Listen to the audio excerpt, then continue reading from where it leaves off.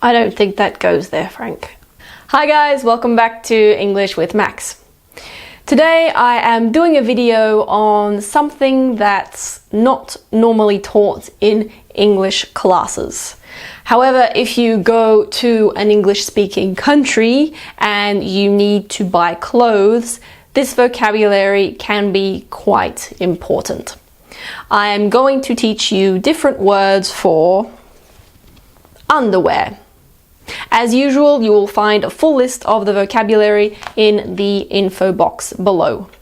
Now, this video is not just for the ladies. I very recently discovered that there are actually quite a lot of different types of male underwear as well. I am going to teach you some general words, but I'm also going to teach you some more specific words. Okay, first let's look at the general words.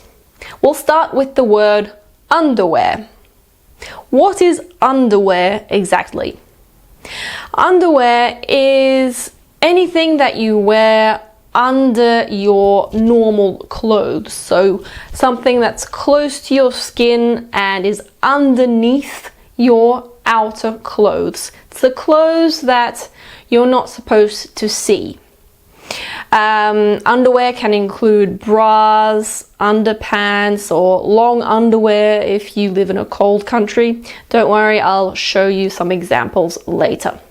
So yes, underwear is very general. Sometimes when people say underwear, they actually are talking about underpants. I know it's a bit confusing, but it's normally clear from the context. What are underpants? Underpants are these things, or these things, or these things.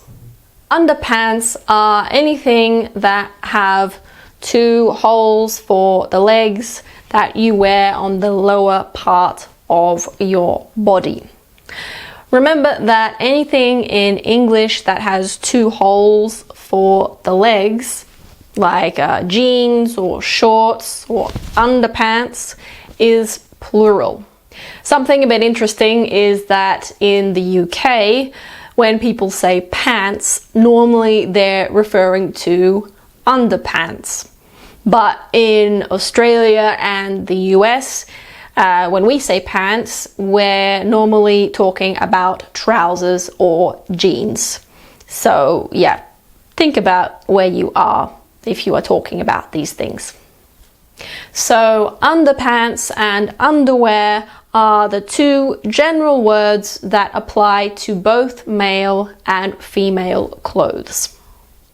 Let's now look at women's underwear. I'm sure most of you know this one.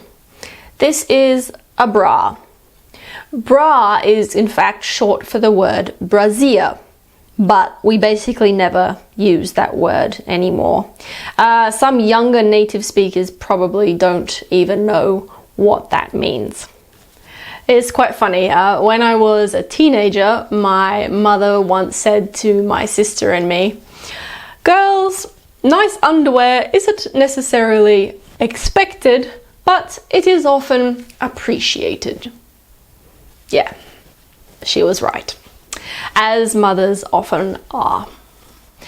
Now, as I'm sure you know, there are lots of different types of bras.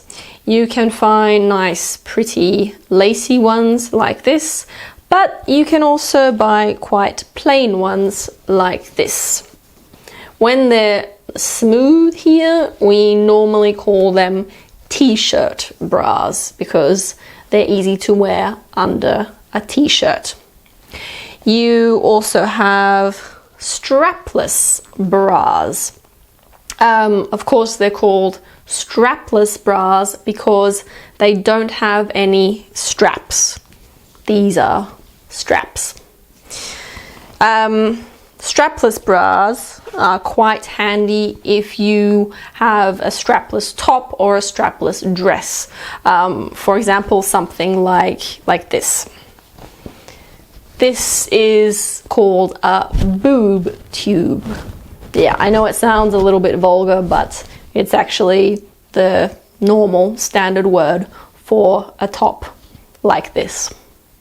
And now we move on to women's underpants. This is a little more complicated because the most commonly used word will depend on the country you are in. Underwear and underpants are of course universal, but in the US, a common word for women's underpants is panties. And in the UK, a common word is knickers. And if you're interested in what we say in Australia, a standard word is briefs, but we do sometimes say knickers or underpants. Of course, you have different cuts, so different shapes in women's underpants, but basically you have two types. You have these comfortable cotton and practical ones, or you have these pretty lacy ones. I don't know about you if you are a girl watching, but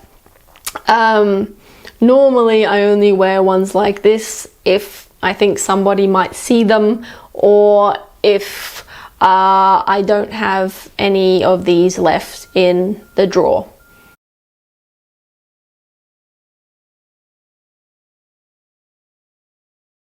Some girls and guys like to wear this type of underwear.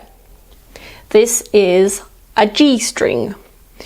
G-string is a little bit different to the other words that I mentioned because it is singular. So you do not say these are G-strings. You have to say this is a G-string. Thong is also a common word for this.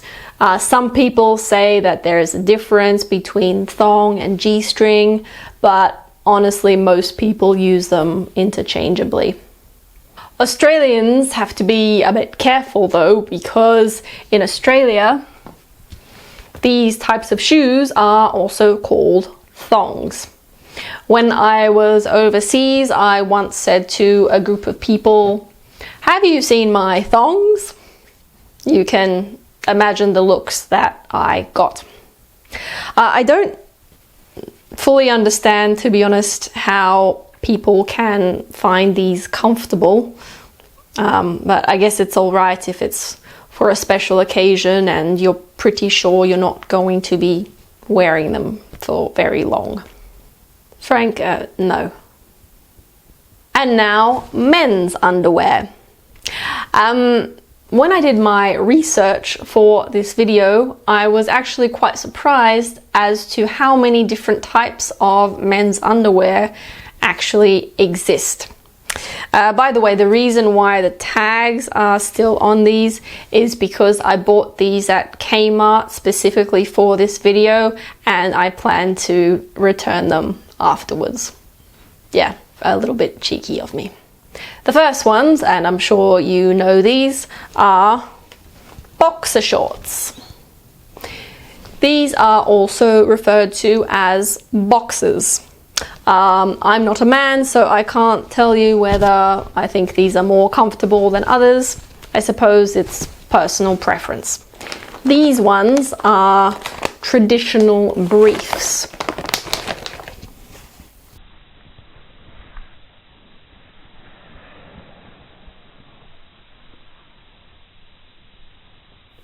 If there is a short leg on them, they are no longer called briefs. They are called trunks. Now, if the leg is even longer, like down to here, but they are still, tight and stretchy, then they are called boxer briefs.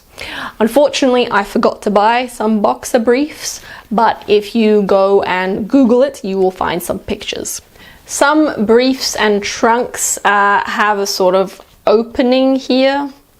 I probably don't need to explain what that's for, but in any case, these are called Y fronts. Nowadays, sometimes they're called fly fronts.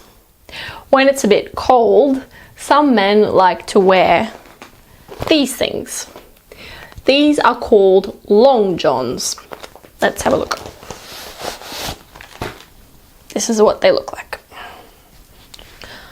When I lived in Europe, I had something similar to this, but they weren't white, and like this part right here was a little smaller for obvious reasons. That's it for today, guys. I hope you found this video educational. If you did, please share it with your friends and give me a thumbs up. If not, that's cool. Don't forget to subscribe to be updated on more videos, and you can also leave a comment in the comments section if you wish.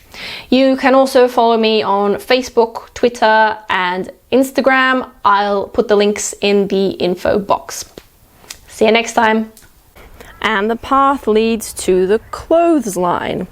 The clothesline is where we normally hang our wet clothes and